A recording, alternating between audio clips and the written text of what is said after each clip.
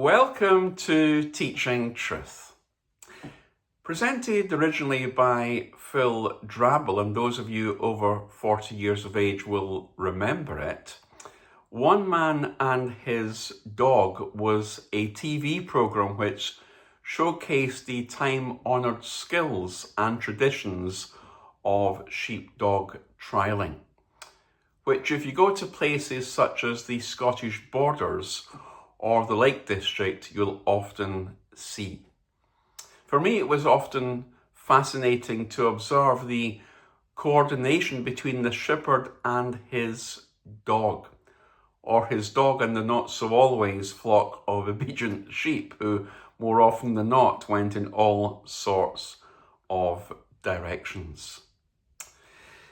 Well, for our final reflection today, under our theme of the great Egyptian cart journeys, the journeys which Jacob and his wider family took to the land of Goshen, the good part of Egypt, I don't want to consider with you one man and his dog, or even a flock of not so always obedient sheep. I'm sure there were many sheep who were not obedient on that journey, who went in all sorts of directions. But I do want to consider with you the shepherds who made up this family. Because if you read the narrative of Genesis 46, you'll see that by far the occupation of the majority of people in that family, the males in that family, were that they were shepherds. More of that in a moment.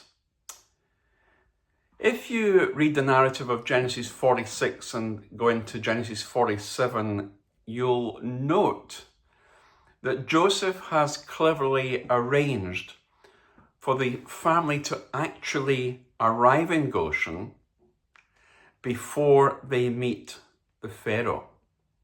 So he's got them into Goshen. The question is, will they be allowed to settle there? For sure, it's one of the best parts of Egypt. And ultimately, only Pharaoh can decide this. Do they stay, or are they sent back on their great Egyptian cart journey back to Canaan? And Joseph, as we read the passage in Genesis 46 and 47, shows great skill in the way he tells his family what to say when they meet Pharaoh. They're to be straight with him, to be honest with him. Something Jacob's family had not exactly been good at in the past.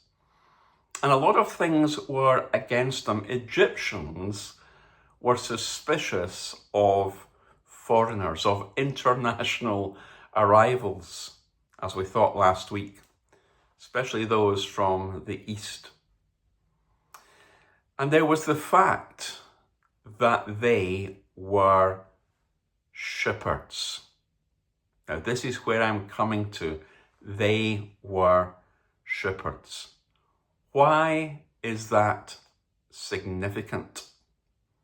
Well, shepherds were an anathema to the Egyptians. The Egyptians considered and thought shepherds, quote unquote, unclean.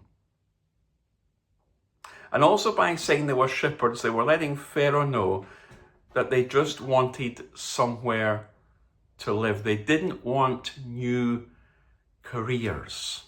They just wanted to stay there.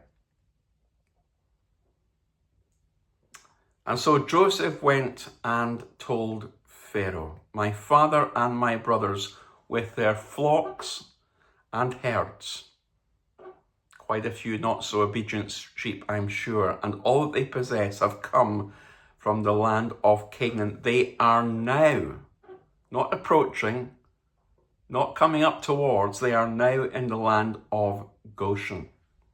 And Joseph selects 5 of his brothers to attend the meeting, probably the ones I suspect who would make the best impression. They're ushered into Pharaoh's presence.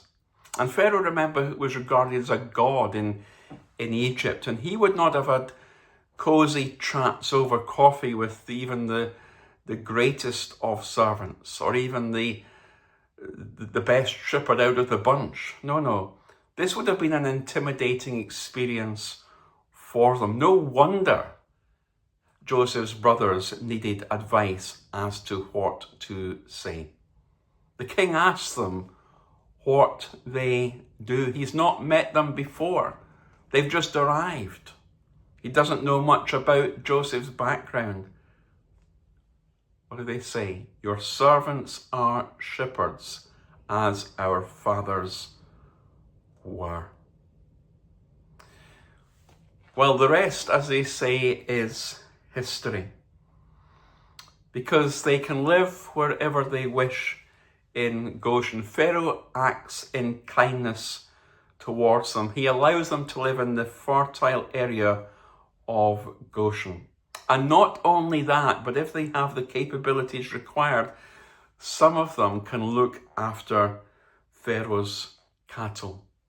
This bunch of straggly shepherds who looked after not so obedient sheep are granted favour by the great Pharaoh. Boundless favour was extended to Jacob's family.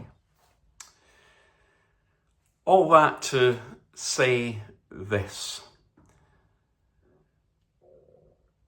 that God has a place for us, his people. We may feel very ordinary. Shepherds were very ordinary people in those days. We may feel that our occupation, whatever that may be, a teacher, a nurse, a civil servant, whatever it is, a shopkeeper, we may feel that our occupation is very ordinary.